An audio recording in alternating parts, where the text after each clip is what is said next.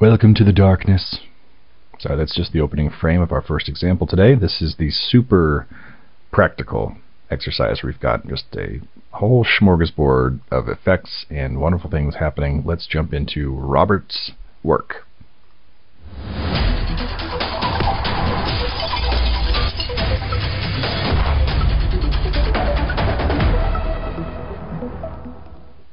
Okie dokie. Let's break this down a little bit. Some of the things that I like the most. I really enjoy the orb effect here that he's got surrounding our superhero.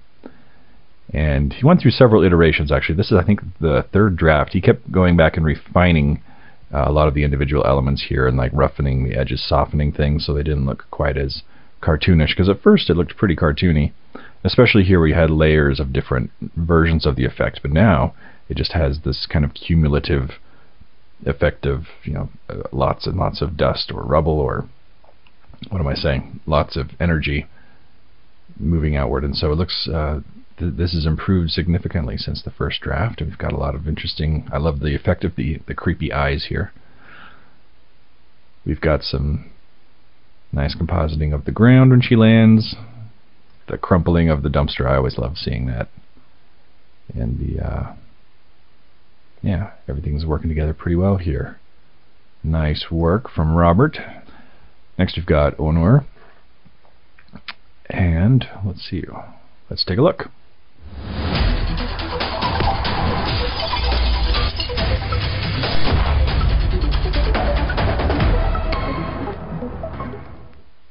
So you might have heard that little music thing at the end. He told me that he doesn't know what it is either. He's going to have to go hunt for that in the project. A lot of the time I will find stray layers in my comps with sound on them, and that's not always a pleasant experience.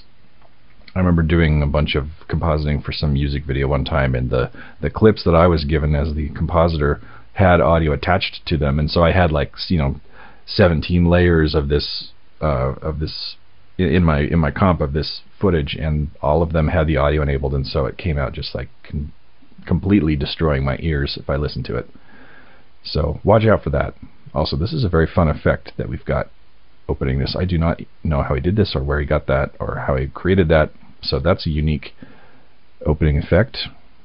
Very nice with the composite of the rocks. One thing that's interesting that pops up here that I think needs to be addressed are these particles that look kind of like snow or dust floating across the screen, but they kind of appear out of nowhere right here, and then they disappear later in the shot in a similarly abrupt fashion. I would like to see those stay in the shot the whole time, because they are a very nice little a nice added effect. Got the throwing the lightning like it's Star Wars up in here. This is one of my favorite things always, is just the crumpling of the light post. Now we've got the base of the post shifting. He said that he had an anchor point down here, a puppet pin point, so that may be an issue of just needing to add even more points. Sometimes the puppet tool is finicky, and I personally don't have a ton of experience with the puppet tool, but that is something that you definitely want to try to avoid. One thing that Onur ran into that I think you may run into in the future if you haven't already, we've got a little residual glow here that is sitting in the spot where the lampposts originally were, and we were wondering, like, why is the glow effect not obeying the puppet tool effect? And we thought maybe it was the effect order, like maybe we needed to change the order in the stack. Glow comes first and then puppet tool, or vice versa, but it wasn't that.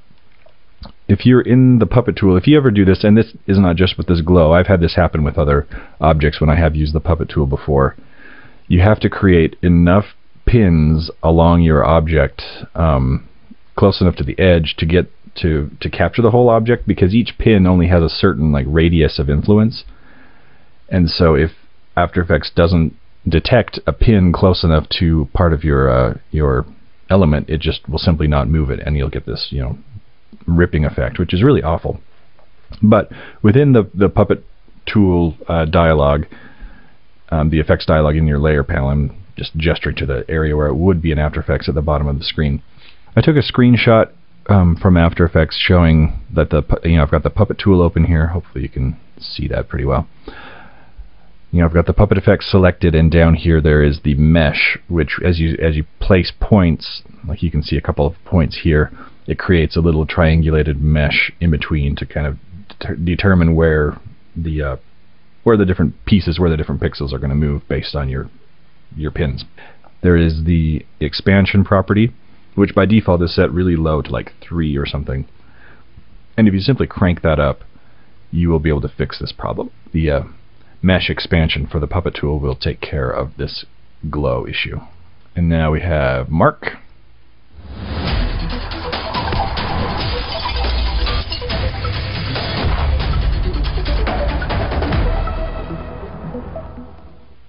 Alright, one of the things that stands out about this example is the crazy lightning going everywhere, kind of the residual effects when we've got the landing here, we've got, she's still emitting lightning. But some of the objects too, like the lamppost, after she distorts that, it's still got a little bit of a spark going on, which I like that little secondary animation. Our dumpster crumples splendidly. That looks very nice, and the timing of the dust effect hitting. The dust is pretty bright here. It's a little bit tough to decide like exactly how much dust you want, because it is a cartoon world after all. The power up here is pretty magnificent. The way that builds up, you've got this column, you've got this initial burst, looks like something out of an anime, and then it kind of takes over the whole screen. Good work from Mark. Really nice effects. And we've got kind of a cartoony, like animating on twos thing going on with our labels here. I like that. It's just a little like pop for like 2 or 3 frames. Good looking stuff. Okay, and finally we have Audra's work.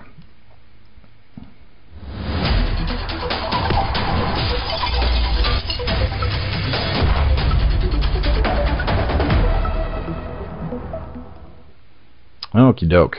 One of my favorite things here is something that Audra and I talked about in the comments on her first draft, which is the timing of the animation as our actress moves her arm. We were thinking about how maybe to make this look a little bit more realistic, and one of the principles of animation is I don't know if I'm going to name it right, but the idea that things will lag behind. You move your arm, there's inertia, you've got the things that are closer to the source of the movement, like if I'm rotating my shoulder, well, you can even see it with her arm here. Her shoulder moves, then her elbow follows, then her wrist. And we were imagining, like, what if this thing was on sort of a rope? You've got that delayed effect. So we don't necessarily want the thing moving exactly with her arm, but we'll just delay it a couple of frames, and that gives you a little bit of time to anticipate based on her movement what is going to happen with our dumpster here, and I think it turned out pretty nicely. There's a little anticipation there, just a little extra touch that I thought was really handy, and I'm glad that Audra went through and made that adjustment. Very nice color. I like how everybody has their own color for the glow here on the lamp post, and then I dig this like liquefy warp thing going on in the background as she lands and exerts her power on the scene. It's kind of like that scene in The Matrix where Neo sort of bends the hallway. Spoilers for The Matrix, I guess. Alright, nicely done.